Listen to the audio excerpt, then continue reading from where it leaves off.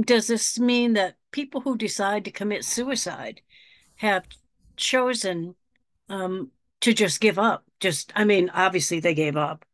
That's a stupid thing to say, but they chose not to continue to experience.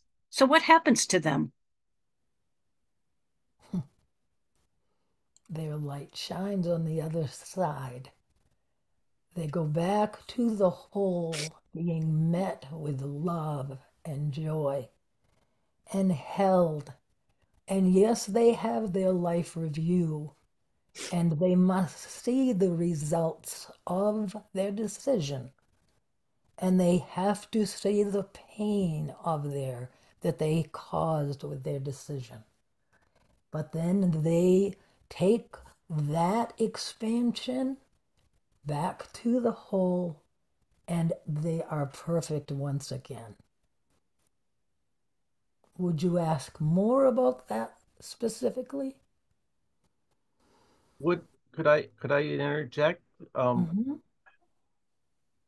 wouldn't it be that they may have signed that contract up ahead of time and did it because of the way that it's going to affect people around them for their growth? Yes, it all is true. There are those pre birth agreements, there are they're showing me like the end of the rope. There are those that get to the end of the rope and cannot cope with whatever is going on. There are those who deliberately make a decision because they feel that they are doing somehow a favor isn't quite right, but they're doing it for their loved ones in the case of perhaps someone at the end of life and they do not want the long goodbye. They take matters into their own hands. They, there are many, it is all potentially there for sure. They but they all, if you would compare the young one perhaps that has the young family and the rippling effect that that would have, the suicide in that scenario versus the man who or woman who perhaps have lived out most of their life and wants to in a loving way free their loved ones from this burden of care. You can imagine that when those both entities go back to non physical and look at the effect, it would certainly appear with a much different energetic signature, would it not? Yeah. Kelly, I have a Kelly, question. Kelly. Yeah, Victor, I want you to go ahead. I don't know who spoke, but I know Victor has some real insight into this. So, so my son committed suicide uh, almost almost 2 years ago. 2 years ago, I'm sorry. and I would say he chose his exit. I really wouldn't talk about it like suicide. And I think the thing that I would say that mental health is one of the cruelest diseases because unless you really suffer it, you don't really know how to understand it. In fact, you don't understand it.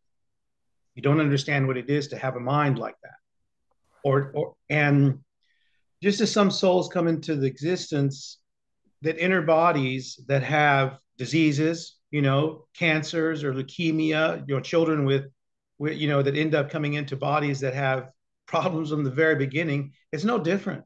Right. It's no different for someone that enters a body with a mind that isn't properly wired. and and my I think it was about 3 months after my son um, left his physical existence that I contacted him through meditation, and I've had a new relationship with him. Um, Not in the physical, but in the spiritual. And I can tell you, one of the funny things that he said was, it's not all light at the end of the tunnel shit here. That's what he said. I'm back in school. I'm back in school. Like, and he didn't even like school here. So it's, yeah, it's not all light at the end of the tunnel shit here, Dad. I'm back in school. And one of the things that I got from him in the beginning was that I had the experience of him just being on this other side of what I call this thin door. And then I realized that he wasn't there by himself, that he was actually like with a group. And my sense was that he's with, I can't, it's, our language doesn't really work very well for this because because we're stuck in this time, and we're stuck in time and space where you have these, solid things. It doesn't quite work that way there. But basically, part of his existence there in the beginning was being with a group of others who had also made that decision or choice, and they were working it out. And he was with his own soul. He was with his own spirit guides, and he was with others like him who had chosen their exit that way. And you got to understand the idea somehow that a person that takes their life on this side is operating with a mind like we would choose to go get a cup of tea or something.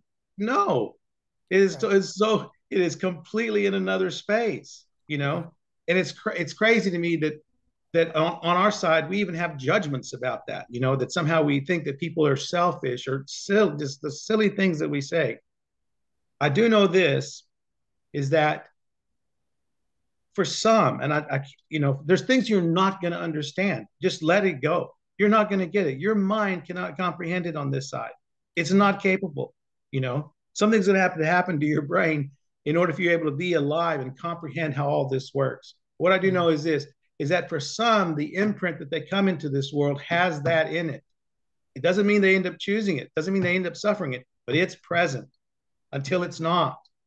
And I know that my son is super present to his family. And his purposes on this planet are not done just because he's no longer here. He's helped his poor dad. He's brought his poor dad into a whole nother existence of spirituality and being power and love and light in the world that I otherwise would never have made it. I never would have gotten here. And that some things for us on this side of the veil only come to us through the suffering that we experience. Because sometimes the divine in us gets buried so deep, and the shroud of forgetfulness can be so heavy that the only thing that brings it out into the light is having to endure the suffering that we must. And for some of us, it's enduring the suffering of losing a child the way that I did. For others, it's different things. But it's never meant to ultimately harm us. It can't. It cannot harm you because you're not this body. You're a soul in a body. And that soul is 100% perfect, whole, and complete. All the time, throughout existence. It's just taking a turn in a fragile one, very temporarily. And for some of us, suicide is a part of it, whether we're the survivors of it or the ones that do it. But you got to understand, you're an eternal being. The person that took their life is an eternal being. Right. That's not like some eternal existence for them. It's just that fast. I thank you so much, Victor. I knew you'd have wonderful insight to that. And this is Simone again. The suicide thing isn't what I had a question about. I had an experience where I was in the hospital dying, and I was 20 minutes away from dying, and I heard a voice from God saying, to get up and get out of the hospital so I can stay alive and go to another hospital. And I feel like I chose to come back. And in that moment, I could have just laid there and gone to sleep, not suicide, but, I could have just stayed there in the hospital. And I just wanted to hear a little bit from Spirit around, like how I can find out why I decided to stay, because the journey has been even more challenging since then. My life has been even more difficult than before. Like, why did I choose come back? Why didn't I choose to just lay there and go to sleep? Like, what is the mission that's so important that I chose to come back?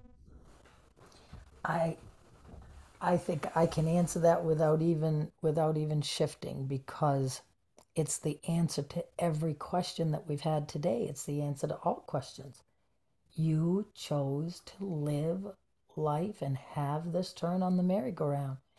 People, I talk to people all the time, and there's always this feeling like there's this big thing that they're supposed to do. There's this big purpose, this big lights flashing, shiny, whatever, when the object of the game is to breathe into the love of the present moment. And that love in the present moment is the fabric of creation. It is the fabric of creation. It's why we all chose to be here. How can we live the how do we live in this world with all the shit and all the trouble and all the challenges and shine our light on ourselves, within ourselves? The great deceiver is that there's this feeling that we have to do something for someone else. That's the great deceiver. It is about our own, because as I have said, or the guides have said through me over and over again, when you love you, you're loving me. When you do for you, you do for the all. That is the starting place. And when that clicks solidly into place, I mean, my life is a perfect example of it. Opportunities just appear in front of you. Potentials just unfold without any effort. It's that living that space of just believing and trusting and knowing that you are held in the arms of God, that you are one with it all. You are loved. You are perfect. When you ask, why am I alive? When any of us asks, why me? Why am I alive in this moment? It's because we were born to this earth to find our way back to love. Love is the language, Victor. Love is the language, right?